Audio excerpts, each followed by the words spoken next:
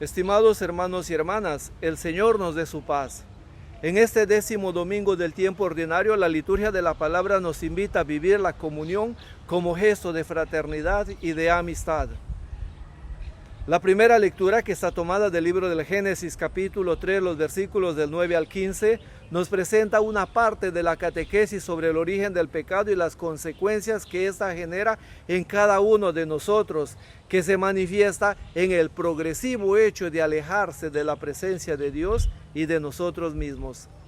Es interesante la narración que nos presenta un Dios creador, que se preocupa por todo cuanto existe sin distinguir lo que a nuestro lenguaje y discurso moderno llamamos lo material de lo espiritual.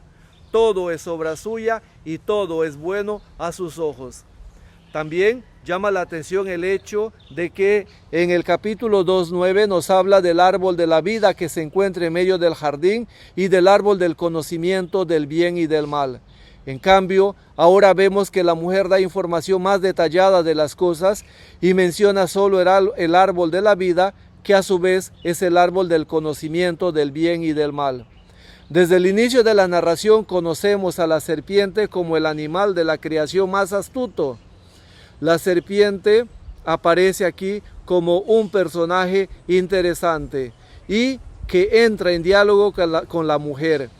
La mujer comienza su proceso de alejamiento de sí misma y de Dios, primero cuando las indicaciones que Dios le da a Adán, ella lo cambia. Y al final este alejamiento de Dios se consuma cuando ella sale del Edén y se esconde de Dios. El diálogo nos hace ver que es importante en nuestra vida, pero no todo diálogo se debe permitir.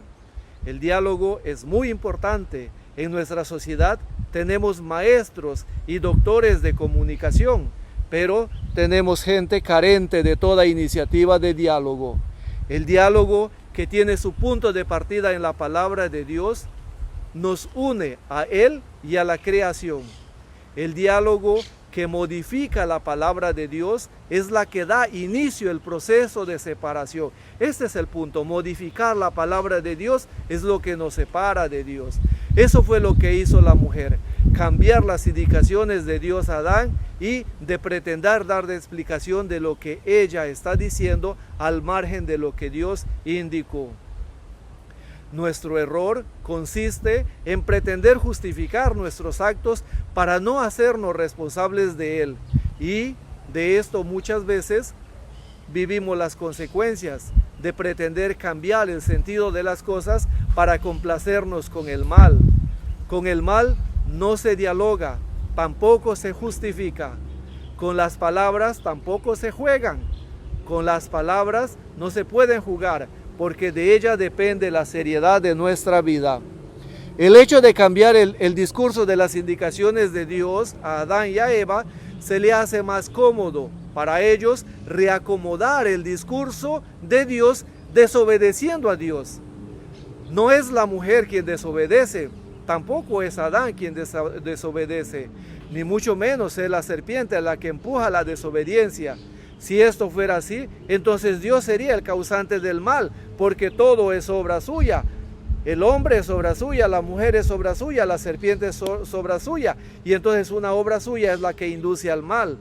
La cuestión es que el pecado es una sorpresa, literalmente es una sorpresa, porque sorprende al ser humano y a Dios mismo, que siendo el omnipotente, que deja la libertad al ser humano para aceptar sus propias decisiones. Sin embargo, Dios mismo se sorprende cuando le pregunta al hombre: ¿dónde estás?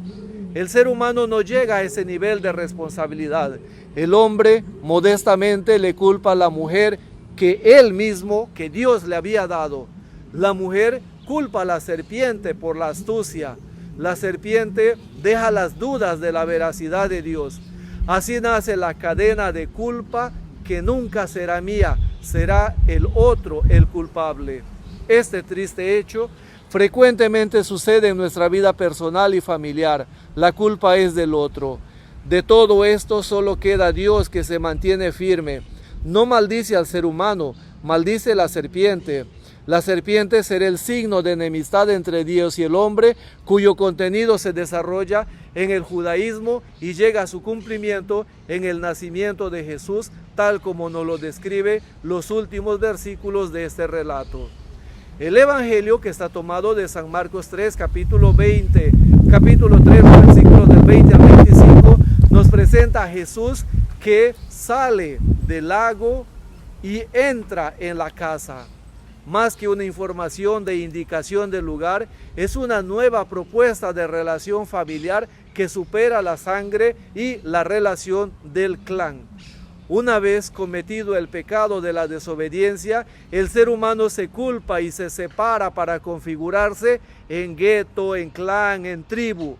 Jesús, el hombre fuerte y potente, viene a romper este esquema para ofrecer una nueva forma de vida familiar.